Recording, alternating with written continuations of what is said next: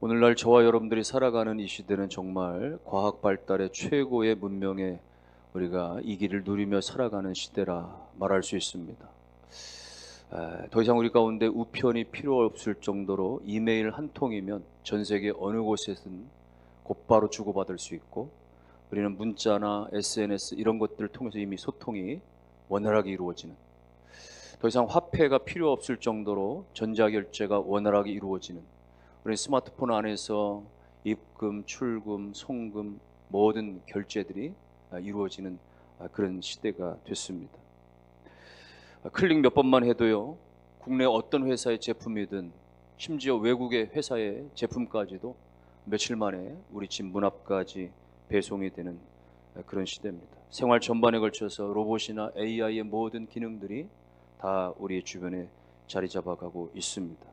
그야말로 현대 사회는 오늘 우리가 역사상 한 번도 누려보지 못한 최고의 편리함들과 가장 풍요한 것들을 우리 가운데 제공하는 그런 시대라 말할 수가 있겠습니다. 그러나 그럼에도 불구하고 이렇게 편리한 시대, 이렇게 풍요로운 시대 속에서도 여전히 현대인들은 갖가지 외로움과 괴로움을 호소하고 있는 겁니다. 사회는 급변하는데, 사회는 너무 복잡한데, 그런데 우리의 가슴은 텅 빈 것 같고 여전히 외롭다는 것입니다. 문화적인 많은 혜택을 누리며 살아가지만 우리의 마음은 여전히 불안하고 무언가에 쫓기고, 그것은 환경 때문에, 그것은 여러 가지 어떤 건강의 안전의 어떤 위협 때문에, 다양한 어떤 생활의 문화 모든 부분에서 우린 불안과 두려움을 가지고 있는 거예요. 겉으로 보기에는 별 문제가 없어 보입니다. 겉으로 보기에는 정말 평화로운 개인이요 가정처럼 보여집니다. 누구보다 잘 사는 것 같아 보입니다. 그런데 그 사람의 사정을 듣기 전까지, 그 사람의 형편을 알기 전까지는 그렇지 못하는 거예요. 누구에게나 다, 어떤 사람에게도 다, 모든 사람이 정말 말 못할 사정들이 다 하나 이상씩 있는 것 같고, 모든 사람들에게 다 상처가 있다는 이야기입니다. 근데 그들이 가지고 있는 모든 상처는 보이는 상처가 아니라 보이지 않는 상처이기 때문에 더 위험하고 고통스러운 것입니다. 차라리 보이는 상처는 병원에 가보고 치료하면 어느 순간에 나을 수도 있겠는데, 이 내면의 상처는 드러나지 않다 보니까 너무 고통스럽고 너무 치료도 어려운 것입니다.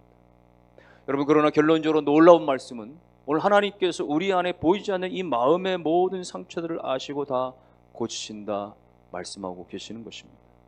3절 말씀 보니까 상심한 자들을 고치시며 그들의 상처를 싸매시는도다. 상심한 자들을 고치시며 그들의 모든 상처를 싸매시는 하나님. 여기 상심했다라는 표현은 마음이 깨졌다는 것입니다. 마음이 상했다라는 것입니다. 마음이 다 부서졌다라고 하는 것입니다. 그렇게 깨지고 상처나고 부서진 마음들을 하나님이 다 고쳐주시고 하나님이 다 싸매주신다라는 말씀이에요. 여러분, 이 시편 147편 말씀의 배경적인 내용은 그것입니다. 이스라엘 백성들의 바벨론 포로, 하나님의 범죄한 이스라엘 백성들이 결국은 바벨론의 침략으로 인해서 다 붙잡혀갔습니다. 포로로 바벨론까지 끌려가서 70년의 세월을 보내게 되는 거예요. 여러분, 그것은 편안한 이주의 삶이 아니라 그냥 그야말로 노예같이 말이죠. 그렇게 하루 종일 그들 가운데 붙들려서 그렇게 중노동에 시달리는, 그야말로 언제 억울한 일을 당할지, 언제 죽음이 내게 찾아올지 알 수 없는, 내일을 알지 못하는 그런 불투명한 그러한 바벨론에서의 그 노예의 삶이었던 거예요. 하루 종일 일을 마치고 그 피곤한 마음으로 저녁 늦게 이제 집으로 돌아갈 때가 되어지면 밤하늘의 별들을 바라보는 것이죠. 청춘 남녀들이 사랑하는 가운데 별들을 바라보면 저 별은 나의 별, 저 별은 너의 별 하면서 사랑을 속삭이는지 모르겠지만, 지금 이 이국 땅에서 이렇게 노예의 삶을 살고 있는 이스라엘 백성들이 밤하늘의 별을 바라볼 때 너무나 탄식스러운 거예요. 과연 우리 민족은 언제쯤이나 이 억압에서 풀려날 수가 있을 것인가? 과연 우리는 언제쯤이나 하나님의 마음 놓고 그렇게 찬송하며 예배하며 살 수 있을까 말이죠. 밤하늘이 까마득한 하늘처럼 그렇게 그들의 앞날도 까마득했던 것입니다. 그러니 밤하늘의 별들을 바라보면서 자신들이 이 고된 삶 가운데 눌리고 짓밟히고 그야말로 상처로 얼룩져진 것들 때문에 그 말할 수 없는 탄식 가운데 있었던 것이죠. 그런데 그렇게 그 고됐던 삶들이 지나갔어요. 그 모질고 힘겨웠던 시간들이 지나가고 포로의 생활이 끝나고 다시금 고국으로 돌아올 수가 있었습니다. 다시금 나라가 해방이 되고, 그래서 다시금 나라를 찾아와서 그들 가운데 이제는 예배의 자유와 삶의 자유가 주어지게 되어진 거예요. 그러면서 그들이 하늘을 바라보면서 무별들을 바라보면서 그들 가운데 지나간 나들 동안에 하나님께서 어떻게 민족을 사랑해 주셨는지, 얼마나 그 약속에 신실하시고 놀랍게 성취하신 하나님이신지 깨닫게 되니까 은혜가 너무 충만했던 것이죠. 그래서 오늘 이 시편으로 하나님을 찬송하면서 고백하는 거예요.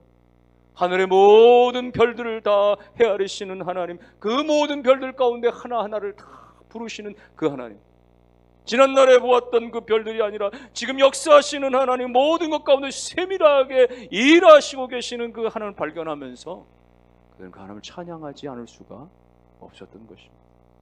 그래서 147편 1절부터 찬양합니다. 할렐루야, 우리 하나님을 찬양하는 일이 선함이고 찬송하는 일이 아름답고 마땅하도다. 이 광대하신 하나님, 이 놀라우신 하나님, 이 모든 것들을 성취하시는 하나님 바라보니까 우리가 찬송하는 것이 지극히 당연하다 이것이죠. 그러면서 2절 이하의 그 이유들에도 얘기하는 거예요. 무너졌던 예루살렘을 다시 세워주시는 하나님, 흩어졌던 모든 이스라엘 백성들 다 모아주시는 하나님, 다시금 세워주시고 다시금 모아주시니 하나님, 특별히 3절의 고백 보니까 상한 자들을 고치시고 그야말로 상처를 싸매시는 하나님 깨닫게 되니까 너무나 감격스러웠던 것입니다. 찬양하지 않을 수가 없었던 거예요. 지난날에 부모 때부터 받았던 그들의 상처가 얼마나 깊었었던지, 얼마나 마음에 괴로움이 있었던지, 얼마나 한 맺힌 것들이 많았었던지, 그런데 하나님이 다시 세워주시고 다시 하나님이 모아주시고 다시 그들의 상처를 고치시고 싸매주심을 경험하니까 너무나 감격스러웠던 것이죠. 일찍 이사야 선지자가 고백했었고, 그것을 마태가 그의 복음서에서 옮겨 기록한 내용을 보면은 마태복음 12장 20절 말씀에 상한 갈대를 꺾지 아니하며 꺼져가는 심지를 끄지 아니하시기를 심판하여 이길 때까지 하리니, 이사야가 고백했던 말을 인용해서 마태가 또다시 한번 고백한 말씀입니다. 하나님 어떤 하나님이시냐? 상한 갈대도 꺾지 아니하시고 꺼져가는 심지도 끄지 아니하시는 하나님이시다. 여러분, 성경에서는 종종 갈대를 표현할 때는 그 연약함을 상징하는 것이죠. 갈대는 그냥 키만 쭉쭉 크고 가늘고 속이 비어있고, 뭐 이 갈대가 무슨 목재용으로 쓰겠습니까? 뭘 하겠어요? 그냥 바람이 부는 대로 이리저리 흔들리는 정말 나약한 존재를 상징하는 게 갈대죠. 그런데 왜 이사야 선지자는 우리 인생을 가리켜서 상한 갈대라 이렇게 표현했을까요? 이스라엘 고대 근동에서는 양떼를 치는 목동들이 말이죠, 그렇게 여러 가지 양들을 치고 하면서 피리를 만들어 부는데, 갈대를 꺾어다가 막 균일하게 잘라가지고 그걸 두세 가닥 묶어가지고 나름대로 그걸 만들어서 갈대 피리를 만들어 불었다는 거예요.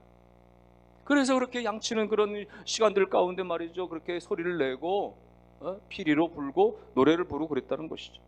그런데 이 갈대 자체가 재질이 약하다 보니까 쉽게 깨지잖아요. 쉽게 금이 가잖아요. 떨어뜨리거나 말이죠, 이렇게 되면 말이죠, 오래 쓰지 못하잖아요. 그러다 보니까 어떤 목동들은 그냥 이 상한 갈대를 그냥 꺾어버리는 거예요. 그리고 버려버리고 다시 새로운 갈대로 또다시 피리를 만드는 것이죠. 그러나 어떤 목동들은 상했지만 너무 애착이 있으니까, 내가 그동안 사랑하면서 불었던 것이니까 그 갈라진 부분을 그 실로 이렇게 다시 묶어버리고 말이죠, 상한 것을 다시 또 이렇게 재정비해가지고 그걸 다시 고쳐서 또 바람을 불면서 말이죠, 소리를 내면서 말이죠, 그렇게 사용을 하더라 이것입니다. 그것이 상한 갈대를 꺾지 않으시는 것에 대해서 말씀합니다. 버리는 것이 마땅한데도 불구하고 다 깨지고 금이 가고 망가진 그 갈대를 버리지 않고 고쳐서 다시 쓰시는, 상한 갈대도 꺾지 않으시는 그 백성들을 그렇게 사랑하시는 하나님을 묘사하는 것입니다. 꺼져가는 등불을 끄지 아니하시는, 그 심지를 끄지 아니하시는 말씀도 마찬가지. 이스라엘 백성들은요, 향유 등잔에다가 감람유를 붓고 거기에 실을 꼬아가지고 심지를 만들어서 그렇게 불을 밝히는 것입니다. 근데 어쩌다가 말이죠, 시간이 가는 줄 모르고 말이죠, 이 기름을 더 보충하지 않으면 기름이 다 없어져 버리면 말이죠, 나중에는 심지가 타들어가는 것이죠. 끓음이 일어나는 것이죠. 그러면 어떤 사람은 그냥 이거 심지가 그냥 다 끓어졌으니까 그냥 버려버리고 다른 걸로 갈아 끼울 수 있는데, 어떤 사람은 그것을 말이죠, 다시금 손보는 거예요. 그 심지를 다시 손봐가지고 다시 기름을 채우고 말이죠, 그래서 다시금 그거를 다시 불을 밝히는 것이죠. 그런 의미에서 꺼져가는 심지도 꺼버리지 아니하시고 버려버리지 아니하시고 다시 손봐서 다시 사용하시는 그 하나님 말씀하시는 것입니다. 상한 갈대지만 버리지 아니하시고 꺼져가는 심지지만 그대로 꺼버리지 아니하시는 하나님. 여러분, 세상은 어떻습니까? 상한 갈대에 대해서는 오히려 보호하지 않습니다. 다시 쓰지 않습니다. 그대로 꺾어버립니다. 세상은 그냥 버려버리면 그만인 것이요. 세상은 그야말로 꺼져가는 심지에 대해서 다시 살려내지 않습니다. 다시 기름을 부어주지 않습니다. 다시 보충해주지 않아요. 그냥 꺼져가는 대로 그냥 내버리고 짓밟아버리고 맙니다. 세상은 그렇게 잘난 사람만, 세상은 그렇게 유능한 사람만, 세상은 그렇게 똑똑한 사람만, 세상은 그렇게 능력 있는 사람만 그렇게 우대하는지 모르는데, 그런데 하나님은 오늘 우리가 실패했을지라도, 우리가 넘어졌을지라도, 우리가 부족할지라도, 우리가 좀 못났을지라도 여전히 하나님은 우리를 다시금 다듬어 주시고, 다시금 만들어 주시고, 다시금 정비하시고, 다시금 손보시고, 하나님의 그 사랑으로 다시 위로하셔서 다시금 써주시는, 그 상한 갈대도 꺾지 아니하시는, 꺼져가는 심리조차도 끄지 아니하시는 사랑의 하나님이심을 믿으시기를 주의 이름으로 축원합니다. 다윗도 이것을 고백한 바가 있어요. 다윗이 한 번은 병이 들어서, 하나님, 제가 너무 성한 곳이 한 군데도 없습니다. 하나님, 제가 너무 몸이 만신창이가 됐어요. 하나님, 저의 삶을 감당할 길이 없습니다. 그 질병 때문에 너무나 고통스러워할 때 말이죠, 시편 38편 하나님께서는 그를 여전히 주목하시면서 말이죠, 그 병으로 쓰러진 다윗을 그대로 버리시거나 방치하시는 것이 아니라 상한 갈대 같은 그 다윗을 꺾어버리지 아니하시고 다시 싸매주시는 거예요. 어떤 때는 죄로 말미암아서 자신의 마음이 상하고 부서지고 깨어진 상태에서 어찌할 바를 모를 때 하나님께서 그야말로 그 꺼져가는 심지처럼 그렇게 다윗을 버려버리신 것이 아니라 그를 다시 용서하시고 다시 회복시켜 주시고 다시금 하나님의 위대한 그릇으로 그렇게 삼아주신 하나님의 손길, 상한 갈대 같은 꺼져가는 심지 같은 존재를 버리지 않으시는 하나님이신 것입니다.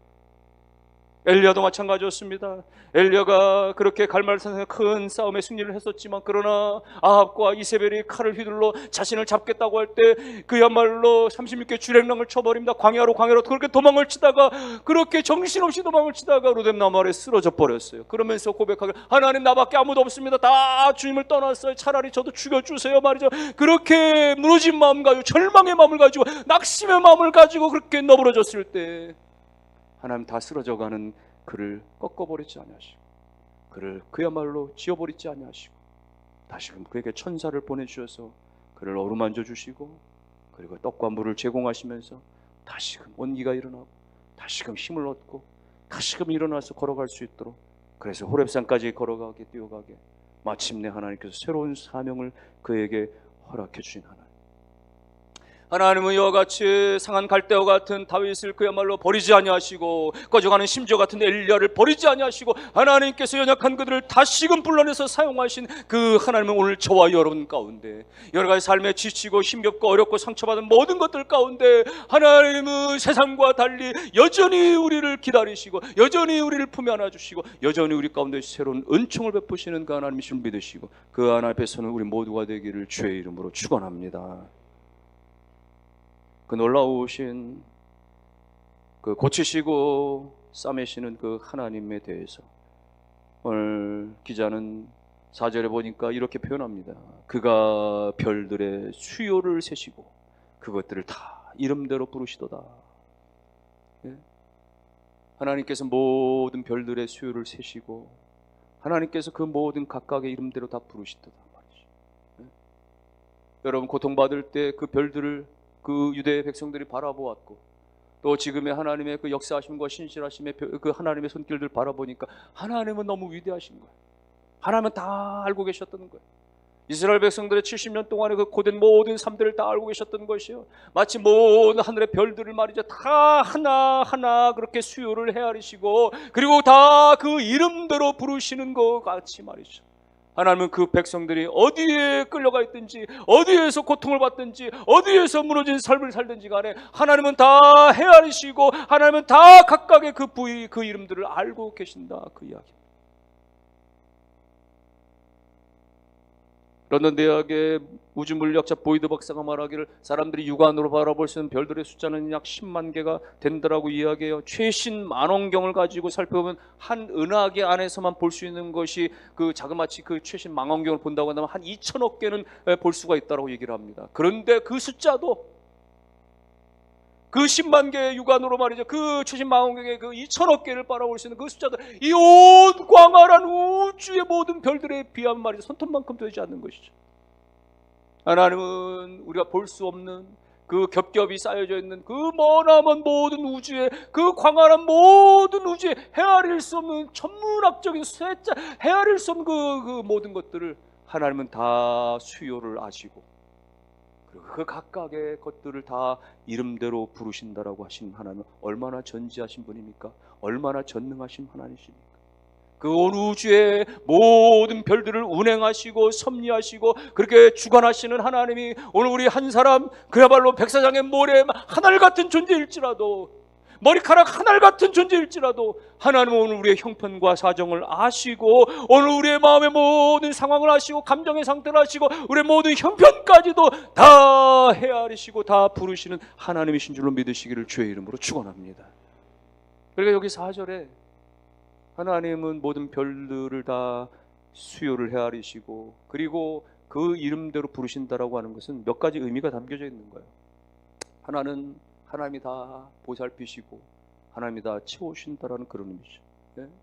그 보이는 별, 보이지 않는 별들까지 다 겹겹이 쌓이는 그 별들까지 그 위치며 그 자리며 그 모든 것들이 제자리에 있는지 하나님이 다 헤아리시고 말이죠. 다 그 이름까지도 아신다라고 하는 그 하나님이시니 말이죠. 하나님이 오늘 저와 여러분들의 한 사람 한 사람, 한 영혼 한 영혼, 우리의 한 가정 한 가정들을 다 하나님께서 헤아리시고 살펴보시고 마침내 보호하신다. 여러분, 이 유다 백성들이 바벨론으로 다 끌려갔습니다. 이스라엘이 다 무너져 버렸어요. 성벽이 다 무너졌습니다. 그야말로 성벽이 다 불타버렸습니다. 예? 예루살렘 성 안에 있는 모든 것들이 다 빼앗겨 버렸습니다. 성전 안에 있는 기물들도 말이죠, 여러 가지 등잔들도 말이죠, 각 기것들이 다 사라지고 말았어요. 아무것도 없어요. 곡간의 곡식들도 다 떠나가고 다 사라져버리고 말았습니다. 이스라엘 백성들 다 끌려가고 말았습니다 말이죠. 남은 게 하나도 텅텅 비어진 예루살렘입니다. 그런데 그 하나님께서 그 텅 빈 예루살렘을 채워주시는 것이죠. 다시 세워주시는 것이죠. 무너진 성벽을 다시 세워주시고, 그래서 느헤미야를 보내시고, 그래서 에스야를 보내시고, 그래서 학개스가라 이런 선지자를 보내셔서 그 백성들과 함께 다시 재건하고 다시 일으켜 세우시는 하나님 말이시. 하나님은 무너진 성벽 다시 일으켜 주시고, 텅 빈 이스라엘 다시 채우신 하나님, 하나님은 오늘 그의 백성들을 지키시고 보호하시고 마침내는 무너진 것 다시 세워주시고 또 부족한 것들을, 잃어버린 것들을 다시 채워주시는 전능하신 하나님이심을 믿으시기를 바랍니다. 여기 지금 별들의 수요를 세신다라고 하는 4절의 표현은 우리를 다 소중히 여기신다라고 하는 거예요. 여러분, 센다라고 하는 것은, 뭔가를 헤아린다라고 하는 것은 귀하기 때문인 거예요. 별로 귀하지 않은 것은 구석에 처박아 놓고 다시 살펴보지 않습니다. 근데 정말 귀한 것은 말이죠, 때를 따라 말이죠, 사진첩도 우리가 다시 살펴보고, 귀하니까, 오래된 말이죠, 갑오도 말이 또 닦고 말이죠, 그렇게 헤아리는 것은 말이죠. 여러분, 돈 같은 게 그렇죠. 돈은 자꾸만 세워보는 것이죠. 귀하니까. 돌시장 장터시 지나가다 보면 말이죠, 장사꾼들과 어떤 사람 주머니 돈을 꺼내가지고 말이죠, 지폐를 자꾸 이렇게 헤아리는 것이죠. 사람들이 지나면 쳐다보는데도 불구하고 말이죠, 안 보이는데 사지 않고 말이죠. 왜 그래요? 돈은 귀하니까. 오늘 내가 얼마나 벌었나 말이에요, 매출이 얼마나 됐나 말이에요. 귀하니까 또 세보고 또 세보는 것이죠. 별들을 헤아리고 헤아린다는 것은 하나님께서 귀중히 여기신다는 것입니다. 하나님이 소중히 여기신다는 것입니다. 오늘 하나님께서 우리 한 영혼 한 영혼을 그렇게 헤아리고 살피신다라고 하는 것을, 하나님께서 십자가의 사랑으로 우리를 그렇게 새롭게 그렇게 거듭나게 하셨기 때문에 말이죠. 하나님 우리를 소중히 여기시는 그 하나님의 손길인 거예요. 여기 4절에 이렇게 별들을 그렇게 다 수요를 헤아리신다라고 하는 것은 하나님이 품으신다고 하는 의미를 담고 있습니다. 온 우주 안에 이 모든 별들을 다 품으신 것처럼, 하나님이 우주로 말미암아 그 모든 별들을 다 품게 하신 것처럼 말이죠, 하나님께서는 우리 한 영혼 한 영혼을, 오늘 우리가 작은 별, 큰 별 말이죠, 보이는 별, 보이지 않는 별 다 하나님이 우주 안에 품으신 것처럼, 오늘 우리 인생도 못난 인생, 잘난 인생 말이죠, 건강한 사람, 그렇지 못한 사람 말이죠, 성공한 사람, 그렇지 못한 사람 말이죠, 젊은 사람, 나이 많은 사람 모두 다 하나님 다 품으시는 거예요. 우리는 잘 그렇지 못하죠. 우리는 본능적으로 사람들 잘 품지 못합니다. 오히려 품기는커녕 밀어내려고 합니다. 배척하려고 합니다. 거부하려고 합니다. 마음을 그냥 닫아버리기가 일쑤입니다. 교회 안에서도 말이죠, 아주 작은 것들에 대해서 우리는 말이죠, 방어만 하려고 합니다. 우리는 거절만 하려고 합니다. 우리는 말이죠, 그렇게 이해하려고 하지 못합니다. 수용하지 못하려고 하는 우리 안에 본능들이 있습니다. 그렇죠. 우리가 그렇죠. 예.